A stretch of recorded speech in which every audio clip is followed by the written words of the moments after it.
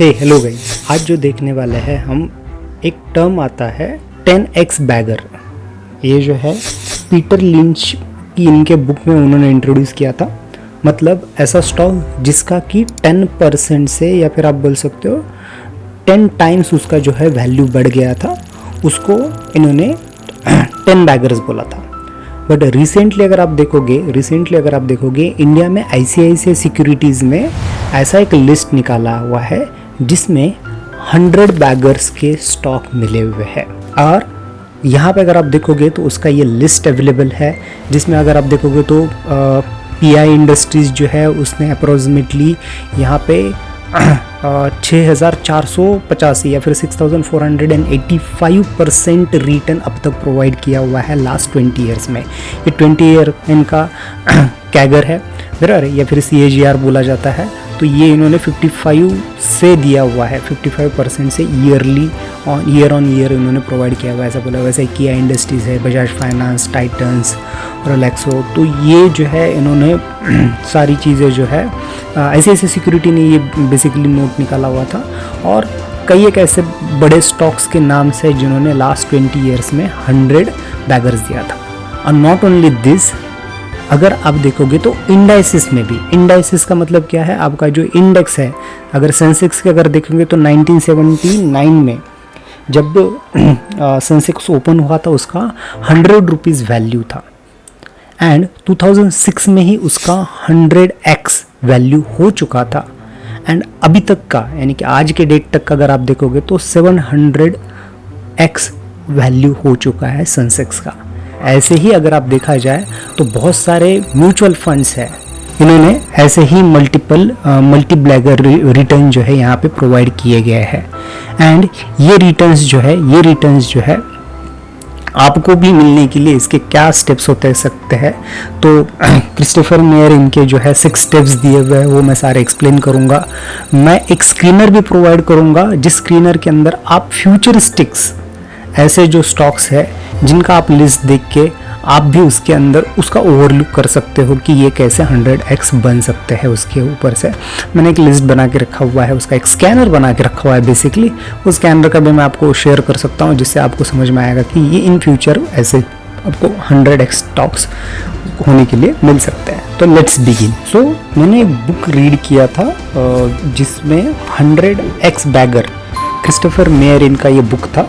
उन्होंने कुछ स्टडीज़ किए थे 1962 से लेके 2014 में, और उसमें हज़ारों कंपनियों का उन्होंने क्या किया था कि डिफरेंट उन्होंने विजुअलाइजेशन, एनालिसिस और सारी लिस्ट निकाल के उन्होंने क्या किया था 365 कंपनीज़ में, 365 कंपनी में उन्होंने इन्वेस्ट किया था। और आप बिलीव नहीं करोगे कितना इन्वेस्ट किया था, तो $1 उन्होंने इन्वेस्ट किया था। एंड उनका रिटर्न जो है उन्होंने उनके इसमें मेंशन किया था। तो उसमें के कुछ अगर आपको बशवे हैत्तस का अगर नाम होगा तो उसमें अगर आप देखोगे तो 18,000 गुना का रिटर्न उन्होंने दिया था। उसमें IBM का भी नाम था और काफ़ी लिस्ट है, मैं आपको एक चार्ट में दिखा दूंगा।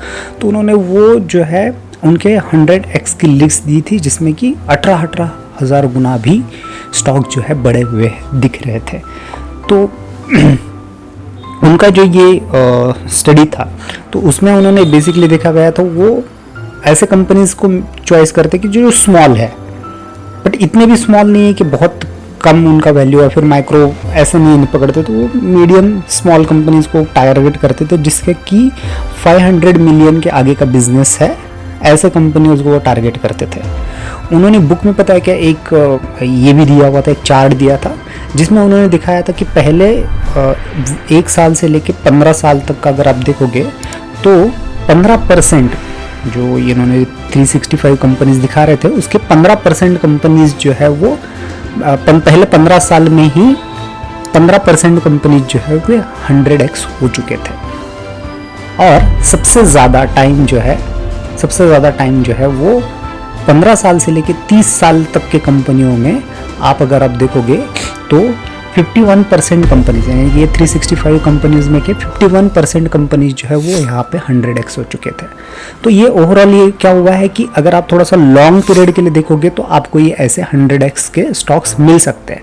उन्होंने डिफरेंट डाइवर्सिफिकेशन उन्होंने ये किया हुआ था, ऐसा नहीं कि एक ही इसमें करके ये किया था, उन्होंने डिफरेंट डाइवर्सिफिकेशन किया था, सारी चीज़ें करके एंड होल्ड करके रखा था।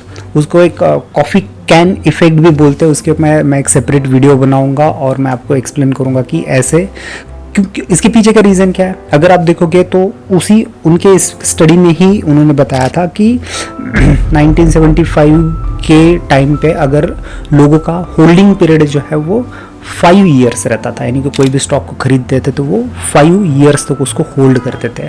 और वही अगर आप 2024 में अगर आप देखोगे तो वो होल्डिंग पीरियड जो है वो कम होके 9 मंथ पे आया हुआ है, यानी कि लोगों के पास अभी पेशेंस नहीं है। तो पेशेंस कैसे रख के कैसे काम कर सकते हैं और उनका ये इफेक्ट कैसे काम कर सकता है वो मैं एक डिफरेंट वीडियो में बताऊंगा आपको। 100x होने के लिए 2 पॉइंट्स यहाँ पे मेनली काम करता है। उसमें का पहला है growth in earnings. Growth in earnings का मतलब क्या है? फॉर एग्जांपल कोई एक कंपनी अगर 10% से ईयर ऑन ईयर ग्रो करती है तो उसको 40 ईयर्स लगेंगे 100x होने के लिए। अगर कोई कंपनी 10% से बढ़ती है तो उसको 48 ईयर्स लग जाएंगे 100x होने के लिए। एंड वही कंपनी अगर उसका ईयर ऑन ईयर प्रॉफिट जो है 20% रखती है तो सीधा आपका हाफ ईयर लग जाएगा, यानी कि 25 ईयर्स के आसपास लग जाएगा 100x होने के लिए। एंड वही अगर आप 40% का लेते हो तो उसको 14 ईयर्स लग जाएंगे 100x होने के लिए। तो यहाँ पे आ जाता है सेकंड पॉइंट। पहला क्या था? ग्रोथ इन अर्निंग में। सेकंड पॉइंट यहाँ पे क्या आता है? Growth price earning with multiplication. अब ये क्या होता है? तो यहाँ पे अगर आप देखोगे तो आपको फिर ऐसे फास्ट ग्रोइंग ये जो है ये भी फाइंड करना पड़ेगा। अगर फास्ट ग्रोइंग किस में है, फास्ट इनका कहाँ पे अगर आप देखोगे कितना सेल्स बढ़ रहा है, ऐसे कंपनीज भी आपको ढूंढने पड़ेंगे। अब सेकंड पॉइंट क्या है? Growth price earning in multiplication. इसका मतलब क्या है? अगर इसका शॉर्ट नेम अगर आप देखोगे तो पी है, प्राइस अर्निंग। अगर आप देखोगे तो बहुत सारे लोग जो है वो पी क्या है ये पूछते हैं। तो ये पी टर्मोलॉजी क्या है? अगर ये इन डिटेल में अगर आप देखने हैं तो मैं HUL का एग्जांपल ले सकता हूँ। तो HUL में अगर आप देखोगे तो लास्ट 15 साल में अगर आप देखोगे तो उसका प्रॉफिट जो है वो एंड उसके स्टॉक प्राइस में अगर आप देखोगे तो एक एक्स्ट्रा 7% का, यहाँ पे अगर आप देखोगे तो 11% जो है इन्होंने ईयर ऑन ईयर ग्रोथ किया हुआ है एवरेज। बट प्राइस में अगर आप देखोगे तो यहाँ पे आपको 17% का ग्रोथ मिल रहा है। तो ये ग्रोथ किसकी वजह से आया हुआ है? तो ये PE के वजह से आया हुआ है, प्राइस अर्निंग की वजह से। अब ये क्या होता है और इन डिटेल में देखते हैं। तो यहाँ पे अगर मैं HUL का PE रेशियो का चार्ट अगर 2007 से लेकर 2023 तक का अगर देखूँ तो इनिशियल स्टेज में 2012 तक अगर आप देखोगे तो HUL का जो है 25:35 PE रेशियो था। वही 2012 से लेके 2015 में ये बढ़ के 45 से लेके 55 PE रेशियो हुआ। एंड वही अगर आप देखोगे 2018 से लेके अप्रोक्सीमेटली 2021 तक ये PE रेशियो 65 से लेके 75 के रेंज में चला गया है। एंड करंटली ये जो है वो 61 पे कहीं पे ट्रेड कर रहा है या फिर ये काम कर रहा है इन 2024 में। बट इसके पीछे के फैक्टर्स क्या हो सकते हैं? ये PE रेशियो बढ़ने के पीछे के फैक्टर्स क्या हो सकते हैं? तो there is a several factors इसमें आ सकते हैं। जैसे कि क्या आ सकता है कि यहाँ पे माइट भी आपका कंपटीशन ही कम हुआ है। ये ऐसा नहीं होता है कि सिर्फ PE रेशियो जो है वो एक पर्टिकुलर कंपनी का, उसके बाजू के जो कॉम्पिटिटर्स है उनका क्या ग्रोथ है, उसमें से कितने परसेंटेज है, ऐसे सेवरल फैक्टर से ये कैलकुलेट होता है। तो इसमें का एक फैक्टर ये भी हो सकता है कि उनका कॉम्पिटिटरी लेस हुआ है या फिर सिक्योर है। लेट्स से मैं HUL में इन्वेस्ट करता हूँ तो FMCG में मेरा ये बहुत ज़्यादा अच्छा स्टॉक लग रहा है, सिक्योर है, इसलिए लोगों ने ज़्यादा इन्वेस्टमेंट इसके किया है एज़ कम्पेयर टू अदर्स में।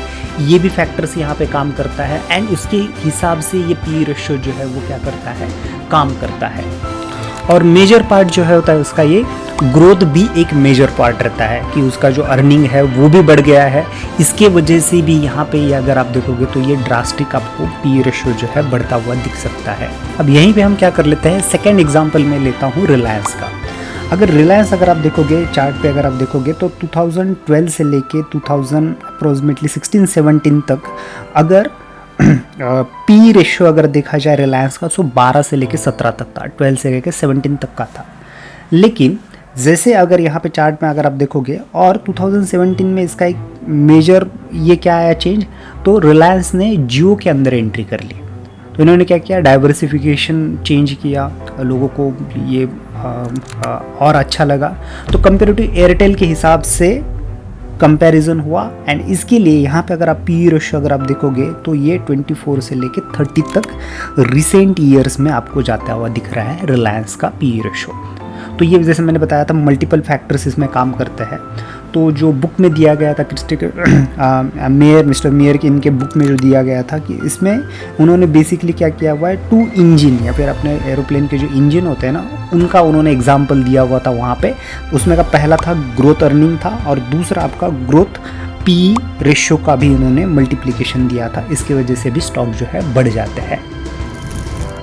तो अभी आते हैं जिन 6 पॉइंट्स को बुक में एक्सप्लेन किया हुआ है कि आपका 100x का जर्नी कैसे शुरुआत हो सकता है।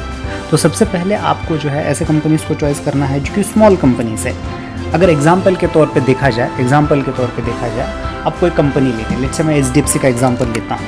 तो HDFC का एग्जांपल अभी अगर आप देखा जाए तो 132 या फिर 132 बिलियंस के आसपास अगर करंट मार्केट जो है HDFC बैंक का है और उसको 100x होना है, मतलब ये कम से कम 13 से 14 ट्रिलियन डॉलर पे अगर ये कंपनी जाती है तो ये 100x हो जाएगी। तो ये कि मेक इट इम्पॉसिबल लगता है कि ऐसा नहीं हो सकता है, ये नहीं हो सकता है। बट यहीं पे अगर मैं दूसरा एग्जांपल लूँ और वो पास्ट का एग्जांपल लूँ, यहाँ पे अगर आप देखोगे तो टाइटन का एग्जांपल यहाँ पे आता है। 2002 में से लेके 2022 तक टाइटन का शेयर जो है वो अप्रोक्सीमेटली 1600 गुना बढ़ा हुआ है। अब ये तब अगर देखा जाए तो ये मेक इट इम्पॉसिबल लग रहा था, बट अगर अभी के हिसाब से देखा जाए तो ये 16 गुना बढ़ चुका है ऑलरेडी। अभी देखते हैं सेकंड पॉइंट है लॉन्ग ग्रोथ रन। अब लॉन्ग ग्रोथ रन का मतलब क्या है, कंपनी ने कंटिन्यूसली ग्रोथ करना चाहिए।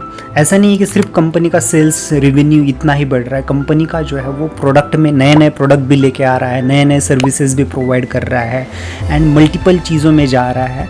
अगर ऐसा देखते हो तो आप वहाँ पे अगर आप देखोगे तो लॉन्ग रन ग्रोथ भी दिखेगा। इसका बेस्ट एग्जाम्पल अगेन मैं रिलायंस का ले सकता हूँ।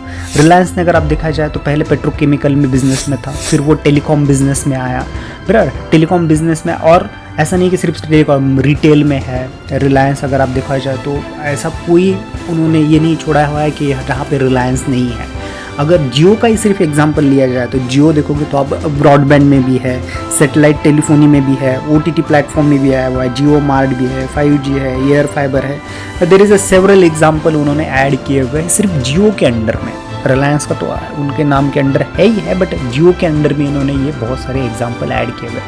तो ऐसा अगर आप ऐसी कोई कंपनी देखते हो तो आपको ये लॉन्ग ग्रोथ के लिए और ये कंटिन्यूसली प्रोडक्ट ऐड कर रहे हैं तो ये बेस्ट एग्जाम्पल हो सकता है। तो यहाँ पे थर्ड पॉइंट जो है वो है हाई रिटर्न ऑन कैपिटल। अभी हाई रिटर्न ऑन कैपिटल का मतलब क्या होता है, तो जो आपका रिवेन्यू है बराबर, या फिर जो आपका रेवेन्यू प्रॉफिट हो रहा है कंपनी का, वो री इन्वेस्ट हो रहा है कि नहीं कंपनी के अंदर, ये पॉइंट भी आप वहाँ पे देख सकते हो। या फिर अगर आप देखते हो तो इसको एक मेनली टर्मिनोलॉजी के बारे में देखा जाता है, री इन्वेस्टिंग ऑन कैपिटल, री इन्वेस्टिंग ऑन द इक्विटी, री इन्वेस्टिंग ऑन कैपिटल एम्प्लॉय, ये टर्मिनोलॉजीज यूज़ की जाती है for the high return on capital concept के लिए। अगर मैं इसका एग्जांपल ले लूँ, मेरे पास लेट से एक कंपनी है जिसका ईयर ऑन ईयर इंक्रीमेंट हो रहा है 20% से और एक कंपनी का हो रहा है 6%, और इसका प्राइस अर्निंग अगर आप देखा जाए तो फर्स्ट ईयर 1 था और सेम अगर 6 ईयर के इसमें भी 1 प्राइसिंग था। तो 10 साल के बाद अगर आप देखोगे तो क्लियरली आपको यहाँ पे दिख रहा है कि 6.19% हो चुका है, जिसका 20% से हो रहा है जो कि वेरी हाई है। एंड वही अगर आप देखोगे तो 1.79 हो रहा है जो 6% कैपिटल के लिए है। तो अगर आप देखोगे बुक में जो है क्रिस्टोफर मेयरिन का और मिस्टर मेयरिन का कहना है कि आपको जो है ये स्नो बॉल इफेक्ट, यानी कि स्नो बॉल का अगर आपको किसी को पता नहीं होता मैं बता दूं कि आप क्या कर सकते हो, एक जो आइस का एक बॉल बनाते हैं और उसको ये क्या करते हैं, रोल कर देते हैं। तो उसमें क्या होता है, दूसरा आइस ये करके कंपाउंडिंग होता है, जैसे कि हम हमारा इसमें कंपाउंडिंग का ये जो बोलते हैं वही वहाँ पे कंपाउंड होते होते वो बॉल जो है, छोटा बॉल बहुत बड़ा बन जाता है। तो बुक में भी वैसा ही दिया हुआ है कि उन्होंने रिटर्न ऑन इक्विटी अगर आप देखा जाए तो एटलीस्ट वो 15% होना चाहिए, ऐसा बोलते हैं। तो आप आपके ये स्क्रीनर में ये भी चीज़ आप ऐड कर सकते हो कि रिटर्न। अब यहाँ पे 4th पॉइंट आता है इकोनॉमिक मोल्ड। अब ये इकोनॉमिक मोल्ड क्या है, तो ये जो है आपका जो आप बोल सकते हो कि इसका कंपटीशन में कितना ये हार्ड है, यानी कि एक कंपनी है जिसका कंपटीशन बहुत कम है, ऐसा ये क्या है। बाद में कैपिटल ऑन रिटर्न, जो इससे पहले का पॉइंट ये किया था, वो कितना हायर है, बराबर है। और उसका इफेक्ट अगर लेट से मैं एग्जांपल के तौर पे जाऊँ तो कोको कोला, ये अप्रोक्सीमेटली प्लैनेट पे के सभी कंट्रीज़ में उसका सॉफ्ट ड्रिंक बेचती है। 193 कंट्रीज़ में ये बिज़नेस करती है। सिर्फ क्यूबा एंड नॉर्थ कोरिया में ये छोड़ के सभी कंट्रीज़ में ये बिज़नेस करती है। तो इन्हें का एक काइंड ऑफ मोनोपोली आप बोल सकते हो, इन्होंने बना के रखा हुआ है। एंड इनका जो है वो नेटवर्क इफेक्ट बोल सकते हो, या फिर नेटवर्क मोल्ड जो है वो बहुत ज़्यादा है। रिटर्न ऑन इनका कैपिटल जो है मोर देन 50% का इन्होंने बना के रखा हुआ है। तो और इनका आप बोल सकते हो कि इन्होंने बहुत बड़ा मोनोपोली क्रिएट करके रखा हुआ है इसकी वजह से। और ये अब अगर आप कोई इसको बीट करने के लिए जाए तो ये 10 बिलियन का तो सिर्फ एडवर्टाइजमेंट ही जनरेट करते हैं या फिर रन करते हैं। तो आपको वहाँ तक, यानी कि कोई कंपनी को वहाँ पे वो कंपटीशन बीट करने के लिए अगर जाना है तो it will be very difficult. तो जब भी आप आपका ये 10x का मल्टीप्लायर आप स्टॉक देख रहे हो तो इकोनॉमिक मोल्ड कौन से है वो देखना बहुत ज़रूरी है। जैसे कि कुछ इकोनॉमिक मोल्ड क्या होता है मैं बताता हूँ। ब्रांड या फिर कोई पैटर्न, किसी ने ऐसा कोई पैटर्न बना के रखा हुआ है क्या, जैसे कि अब इसमें एक कोका कोला के इसमें पैटर्न भी आता है, उनका सॉफ्ट ड्रिंक का जो है पैटर्न बना के रखा हुआ है उन्होंने, बहुत वो सीक्रेट रखा हुआ है जिससे वो बाहर ना जाए। तो ये इसमें एक एड ऑन मोल्ड है आप बोल सकते हो। सेकंड क्या हो सकता है, स्विच मोल्ड। स्विच मोल्ड में अगर आप देखोगे तो बैंक अकाउंट या सेविंग अकाउंट आप बार बार स्विच नहीं करते हो, बराबर। तो ये काइंड ऑफ एक मोल्ड है। तो ये इसमें एक एड ऑन एडवांटेजेस आता है। डेटा मोड, जैसे कि आपका नेटफ्लिक्स, बहुत ज़्यादा डेटा है, बहुत जगह पे है, पर बहुत ज़्यादा स्टोर करके रखा हुआ है, कंपटीशन अब बीट करना मुश्किल है। तो ऐसे काफ़ी मोल्ड अवेलेबल है, उसको आपको ध्यान रखना पड़ेगा while we are doing the आपका। अब इसमें 5th पॉइंट आता है कंटिन्यूस ट्रैक रिकॉर्ड, या फिर कंटिन्यूसली आपका ट्रैक रिकॉर्ड जो है वो पॉसिबल होना चाहिए। ईयर ऑन ईयर अगर आपका कंटिन्यूस ट्रैक रिकॉर्ड अगर अच्छा है, जैसे कि इसमें अगर आप देखोगे तो ग्रॉस प्रॉफिट मार्जिन जो होता है वो अच्छा होना चाहिए। और उसमें सिर्फ ग्रॉस मार्जिन ही अगर आप देखोगे तो नहीं चलेगा, उसमें आपको additional value for the customer आप क्या दे रहे हो ये भी आपको देखना पड़ेगा। तो इसका एक बेस्ट एग्जांपल, एप्पल का भी एक बेस्ट एग्जांपल है इसमें अगर आप देखोगे तो एप्पल का एक बेस्ट एग्जांपल है। एप्पल अगर आप देखोगे तो ईयर ऑन ईयर 41% का जीपीएम दे रहा है, ग्रॉस प्रॉफिट मार्जिन जो दे रहा है वो 41% एप्पल जो है वो ईयर ऑन ईयर दे रहा है। तो आपको सिर्फ ग्रॉस ये जीपीएम ही नहीं देखना है, तो आपको sales, EPS as well as आपका डेट क्या है इस कंपनी के ऊपर, उसका कैपेसिटी क्या है, ये सारी चीज़ों का भी आपको ध्यान रखना पड़ेगा, ऐसा इन बुक में दिया हुआ है। तो ये था 5th पॉइंट। अभी 6th और लास्ट पॉइंट आता है ओनर ऑपरेटर। ओनर ऑपरेटर का मतलब क्या है, ऐसे कंपनीज जिनका ओनरशिप ज़्यादा है इंस्टेड ऑफ आप बोल सकते हो कि बहुत ज़्यादा प्रोमोटर्स जो है, प्रोमोटर के पास कोई ज़्यादा शेयर्स नहीं है, ओनिंग कंपनी खुद के नहीं है, उन्होंने ज़्यादा से ज़्यादा बाहर रिटेल में या फिर इंस्टीट्यूशंस को इनको बहुत ज़्यादा शेयर्स दिए हुए हैं, उनका परसेंटेज उनके पास बहुत कम है। ऐसे कंपनीज़ में आपको ध्यान नहीं देना है। अगर आप तो ज़्यादा प्रोमोटर का परसेंटेज होना चाहिए और वो खुद ओनर्स के पास रहेगा तो वेल एंड गुड है। जैसे कि अगर आप देखोगे तो इंडिया में अगर ऐसी कंपनी का नाम देखा जाए तो रिलायंस है। तो क्रिस्टोफर मेयर ने इन्होंने ये 6ठे पॉइंट में क्या बोला, ओनर ऑपरेटर्स कंपनीज होनी चाहिए, ऐसा उन्होंने बोला था उनके 6 पॉइंट में। जिसमें अगर आप देखोगे तो रिलायंस विप्रो हो गया, टाटा हो गया, अदानी हो गया, डाबर हो गया, डॉक्टर रेड्डीज़। तो ये कंपनीज़ जो है, ये कंपनीज़ अगर आप देखोगे तो इनके प्रोमोटर्स के शेयर्स उनके पास बहुत ज़्यादा है। एंड अगर ऐसा होता है तो क्या हो जाता है, आपका यहाँ पे एड ऑन एडवांटेज ऐसा होता है कि ये जो आपके सराउंडिंग कैपिटल एलोकेशन जो होता है उसका डिसीजन लेने के लिए बहुत ईजी जाता है, कॉस्ट डिसिप्लिन हो जाता है, बराबर। केयरफुली आप लिवरेज वगैरह लेना है तो बहुत केयरफुली लेते हो क्योंकि प्रोमोटर्स के पास ये रहता है। Acquisition company with extra cares में भी ये कर सकते हैं कि आपका लेट से कोई कंपनी एक्वायर करनी है, कुछ करना है, तो आपके प्रोमोटर्स जो ओनर्स रहते हैं वो बहुत अच्छे से ध्यान देखते हैं और उसका अच्छे से देख के उनके डिसीजन के आगे ही वो फिर जा सकते हैं। बहुत ज़्यादा प्रोमोटर्स रहेंगे तो उनके बहुत क्या होता है, जैसे बोर्ड ऑफ मीटिंग चल रहा है तो ग्रुप बन जाता है और फिर जानबूझ के कोई तो अपोजिशन करना शुरू कर देता है, ऐसा बहुत बार होता है। लेकिन यहाँ पे अगर ये लार्ज कैपेसिटी ऑफ स्टॉक अगर ओनर्स के पास रहते हैं तो वो बहुत ज़्यादा आपके बड़े बड़े डिसीजंस आप यहाँ पे ले सकते हैं। वैसे ही time to time buy back भी कर रहे हैं कंपनीज, खुद के बाय बैक स्टॉक कर रहे हैं या फिर ओनर बाय बैक स्टॉक कर रहे हैं, तो ये भी एड ऑन एडवांटेजेस हो सकता है। ऐसा ये 6ठे पॉइंट पे इन्होंने बताया था। नाउ ये तो सारे 6 पॉइंट जो है वो बुक में दिए थे, बट और एक इंटरेस्टिंग पॉइंट है जो कि मैंने एंटायर इसमें देखा हुआ था कि वो 7th पॉइंट था और वो था, बार बार जहाँ पे देख रहा था मैं मिल रहा था वो पॉइंट, वो था पेशेंस। तो आप इसमें पेशेंस रखते हो तो ही यहाँ पे अगर आप देखोगे तो 100 बैगर्स के स्टॉक्स आप चुन सकते हो। और अभी के टाइम पे अगर आप देखा जाए तो अपने पास पेशेंस नहीं रहा है। तो अगर मेरा प्रीवियस वीडियो अगर आप देखोगे तो कि मैंने वहाँ पे बताया था कि सेबी जो है वो बहुत स्ट्रिक्ट रूल लेके आ रहा है और उसके पीछे का रीज़न क्या है, क्योंकि लोगों को फास्ट ये करने के लिए फ्यूचर्स ऑन ऑप्शंस में जा रहे हैं। फ्यूचर ऑन ऑप्शंस का यूज़ क्या है क्या नहीं है वो नहीं देख रहे हैं, बराबर है। तो ये बेसिकली वो हेजिंग इंस्ट्रूमेंट है, लेकिन उसका वो यहाँ पे गैम्बलिंग के लिए यूज़ कर रहे हैं और उसमें कुछ सोशल मीडिया और यहाँ पे आपको बहुत बड़े डिजिट दिखा के, प्रॉफिट दिखा के आपको जो है वो क्या किया जा रहा है, आपको जो है वहाँ पे फंसाया, आप बोल सकते हो फंसाया जा रहा है या फिर आप फंस रहे हो। और इसके वजह से यहाँ पे बहुत बड़ा एक डिसीजन जो है वो सेबी लेने के लिए हो रहा है कि जिनको सही में ज़रूरत है। इससे पहले का अगर आप देखोगे तो करेंसी मार्केट में ऑलरेडी सेबी ने ये रूल ला चुके हैं, अब ये यहाँ पे आने का चल रहा है और मोस्ट प्रोबेबली आ जाएगा, क्योंकि लोग जो है वो फास्ट जल्दी आपका 1 करोड़ 2 करोड़ बनाने के पीछे में लगे पड़े हुए हैं और उसकी वजह से वो लॉस कर रहे हैं। अगर कोई भी प्लेटफॉर्म, अगर आप डीमैट का कोई भी प्लेटफॉर्म अगर आप यहाँ पे लॉगिन करते हो तो सबसे पहले एक इंस्ट्रक्शन आता है कि एफ.एन.ओ मत करो। 90% से ज़्यादा लोग जो है वो यहाँ पे लॉसेस कर रहे हैं और मोर देन लॉसेस जो है वो 50,000 रुपीज़ से ज़्यादा के हैं, 50,000 रुपये से ज़्यादा के हैं।